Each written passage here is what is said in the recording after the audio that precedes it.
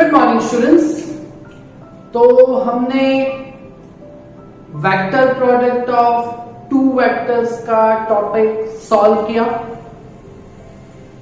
और उसके बेस उसका कैरेक्टरिस्टिक्स भी देखा था। Vector products of two vectors that is A cross B is equal to A B sine theta. Okay, तो इसके बेस हमारे पास आज दो न्यूमेरिकल्स हैं, that is illustration number 4 and exercise number 4। दोनों न्यूमेरिकल्स 2 मार्क्स के लिए। और एक दूसरी बात कि scalar product of two vectors, scalar product that is dot product A dot B, वो कैसे करते हैं वो आपको चैप्टर 6 के फर्स्ट लेक्चर में ही आ जाएगा। तो शायद स्टार्ट नहीं हुआ हो तो अभी रिसेंट में हो जाएगा, तो उसमें आप ये सीखोगे। ओके, तो scalar and vector product of two vectors हमें फाइंड करना है। कौन सा प्रोडक्ट फाइंड करना है? दो वेक्टर्स आपको दिए गए हैं, vector A and B. Okay, तो आपको फाइंड करना है scalar and vector products of two vectors. Okay, तो स्केलर प्रोडक्ट फाइंड करने का मेथड बहुत इजी है। ओके, तो पहले हम फाइंड करेंगे स्केलर प्रोडक्ट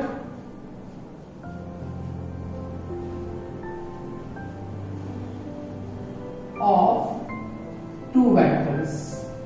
ओके, तो scalar product of two vectors that is, यहां पे दो वेक्टर्स कौन से हैं? ए एंड बी, और उसका scalar that is dot product find करना है। तो vector A dot vector B. Okay, तो यहां पे जो दो वेक्टर्स का आपको यहाँ पे आईजेके के टर्म में दिया गया हुआ है, इसका डॉट प्रोडक्ट करेंगे।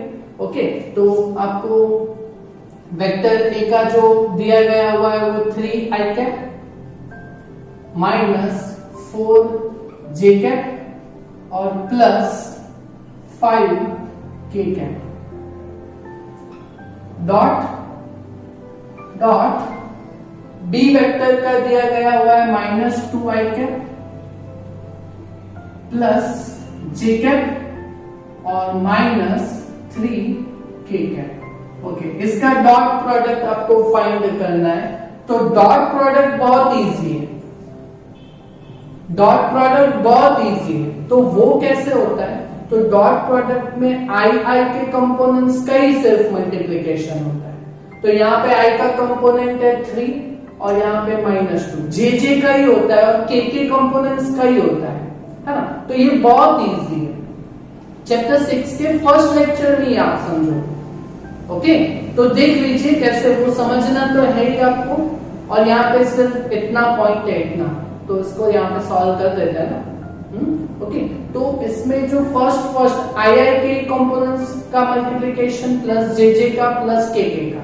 ओके, तो यहाँ पे आई का कितना है 3 और यहाँ पे आई का कंपोनेंट कितना है -2 प्लस यहाँ पे जे का कंपोनेंट कितना है -4 और यहाँ पे जे का कंपोनेंट कितना है +1 जे कैप। ओके, सो 1 प्लस यहाँ पे के का कंपोनेंट कितना है 5 और यहाँ पे के का कंपोनेंट कितना है -3। बहुत इजी है। ओके, तो हो गया सॉल्व ना। 3 2 6 -6 होगा यहाँ पे, 4 1 4 बट -4 होगा यहाँ पे, और 5 3 15 बट -15 होगा। ओके, तो इसका आप करोगे तो कितना होगा? -15 -4 -19 -6 यू विल हैव -25। तो ये हो गया आपका scalar product of two vector. Okay, दूसरा क्या फाइंड करना है? Vector product of two vectors. Okay, तो vector product of two vectors, और ये हमने लास्ट सेशन में सॉल्व किया था कि vector product of two vector that is A cross B is equal to, और इसको हम डिटर्मिनेंट से सॉल्व करते हैं। डिटर्मिनेंट कुछ ऐसे रहता है 3/3 का। ओके, पहली रो में आई कैप, जे कैप एंड के कैप। ओके, इसके नीचे वेक्टर ए के कंपोनेंट्स और इसके नीचे वेक्टर बी के कंपोनेंट्स। वेक्टर ए के कंपोनेंट्स कौन सा है? 3 -4 +5। ओके, और इसके नीचे वेक्टर बी के कंपोनेंट, तो वो कौन से हैं वेक्टर बी के कंपोनेंट? -2 +1 -3। हो गया? ओके, अभी इसका सॉल्यूशन आप कैसे करोगे? तो वो लास्ट सेशन में किया था ना, वेक्टर प्रोडक्ट कैसे करते हैं। तो पहले आई कैप और ब्रैकेट, फिर J cap, but J cap minus में लेते हैं। ओके, तो माइनस जे कैप ब्रैकेट, फिर के कैप, सो वो प्लस में के कैप, और इसके अंदर ब्रैकेट, और ये ब्रैकेट के अंदर क्रॉस मल्टीप्लिकेशन करते हैं, क्रॉस मल्टीप्लिकेशन। ओके, पहले आई कैप के ब्रैकेट में क्या आएगा? तो यहां पे उंगली रखोगे तो इसका क्रॉस मल्टीप्लिकेशन होगा, है ना। इसका क्रॉस मल्टीप्लिकेशन कितना होगा? तो 4 -4 इंटू -3, आपको आता है ना, -4 into -3, this into this, -4 into -3, 4 3s are 12, but it will be +12, so here +12 minus, और अभी 5 1s are 5। बहुत इजी है, बहुत इजी है। ओके, और उसके बाद जे कैप वाले ब्रैकेट में क्या आएगा? तो जे कैप वाले ब्रैकेट में उंगली रखोगे आप ऐसे, तो यहां पे multiplication 3 into -3, it will be -9। Okay, और 5 इंटू 2, हाँ, और यहाँ पे माइनस आएगा ना, माइनस। ओके, और यहाँ पे 5 2s are 10, -10, तो माइनस +10 हो जाएगा। किया हुआ है ना लास्ट सेशन में, अगर वो खुद से किया होगा तो आपको ये आने ही वाला है। क्लियर? ओके, अभी के कैप वाले टर्म में, तो यहां पे ऐसे उंगली रखोगे। Okay, so 3 1s are 3 minus, okay, 3 1s are 3, okay, और -4 into -2, that is +8, 4 2s are 8, okay, +8, that is यहाँ पे -8 आ जाएगा। ओके, तो ये हो गया ना हमारा 12 - 5, दैट इज 7, तो 7 आई कैप, 10 - 9, दैट इज 1, तो यहाँ पे आगे माइनस है, that is -1 J cap. Okay, और के कैप के लिए 3 - 8 -5, so it will be -5 K cap. Okay, तो that is vector product of two vector, that is A cross B। और अगर A क्रॉस B का अगर आपको मैग्नीट्यूड फाइंड करना होता तो A क्रॉस B का magnitude that is root of 7 square plus -1 square plus -5 square, तो वो होता। क्लियर? ओके, तो this is our illustration number 4 for 2 marks। ये खुद से कीजिएगा, आपको आना ही चाहिए और बहुत इजी है। लास्ट सेशन में ये देखा है डिटरमिनेंट का कैलकुलेशन, और स्केलर प्रोडक्ट का चैप्टर 6 में फर्स्ट लेक्चर में आएगा, बट बहुत इजी है। फर्स्ट का प्लस सेकंड का और थर्ड का, सिर्फ मल्टीप्लिकेशन ही तो किया हुआ। ओके, चलो अभी एक्सरसाइज नंबर 4, यहां पे आपको प्रूव करना है, थ्योरेटिकल न्यूमेरिकल है और वो भी बहुत इजी है। Show that the area of triangle contain between vectors A and B।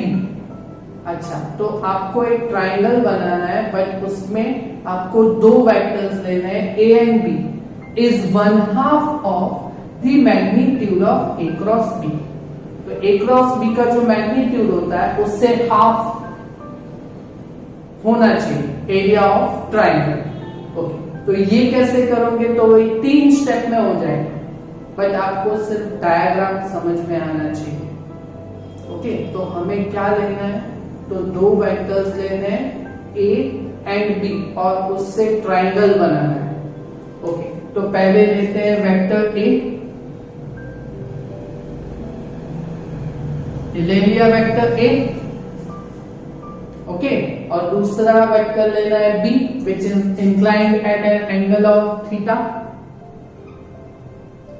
That is vector B, और इन दोनों के बीच का एंगल हो गया थीटा। क्लियर? ओके, तो ये 2 वेक्टर्स हो गए, बट हमें तो बनाना है क्या, ट्राइंगल बनाना है। ओके, तो यहां पे ऐसे ये कंटेंट ज्वाइन कर देंगे। ओके, तो ट्राइंगल ऑफ एरिया का इक्वेशन क्या है, स्टैंडर्ड है half base into altitude, half base into altitude, base that is horizontal side and altitude that is vertical side। तो ये जो वर्टिकल साइड है वो एल्टीट्यूड बनेगा h, और ये h का वैल्यू कितना होगा, तो ये h का वैल्यू कितना होगा, तो ये वेक्टर b है ना, तो वेक्टर b के 2 कंपोनेंट्स होंगे थीटा एंगल में, एक यहां पे जाएगा वो b cos थीटा, और ये जो वर्टिकल रहेगा वो b sin थीटा रहेगा। समझा है ना कि चैप्टर नंबर 4 में वेक्टर b के 2 components, b cos theta that is horizontal and b sin theta that is vertical. तो ये थीटा का ऑपोजिट साइड ही है ना, तो opposite side that is sin theta में रहता है। समझ में आ रहा है ना, तो यहां पे h is equal to, h का वैल्यू b sin थीटा जितना ही आएगा। समझ में आया? अगर मैं यहां से sin थीटा का डेफिनेशन लेता हूं, है ना, तो sin थीटा का अगर मैं डेफिनेशन लेता हूं तो sin theta that is opposite side h by hypotenuse b, तो h is equal to b sin theta होगा। क्लियर हो गया? ओके, तो हमें जो प्रूव करना है वो एरिया ऑफ ट्राइंगल, तो यहाँ पे ट्राइंगल का कुछ नाम दे देते हैं। ओके, तो ट्राइंगल का चलो नाम दे देते हैं P, Q एंड R, ये नाम दे दिया।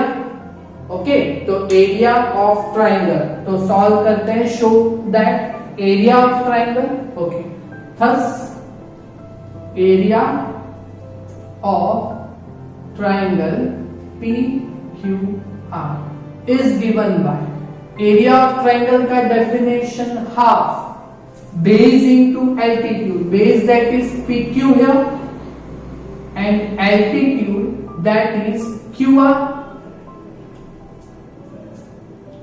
ओके, तो हाफ बेस का वैल्यू आपके पास कितना है, a, और QR दैट इज एल्टीट्यूड का वैल्यू कितना है यहाँ पे h that is b sin theta, h that is b sin theta.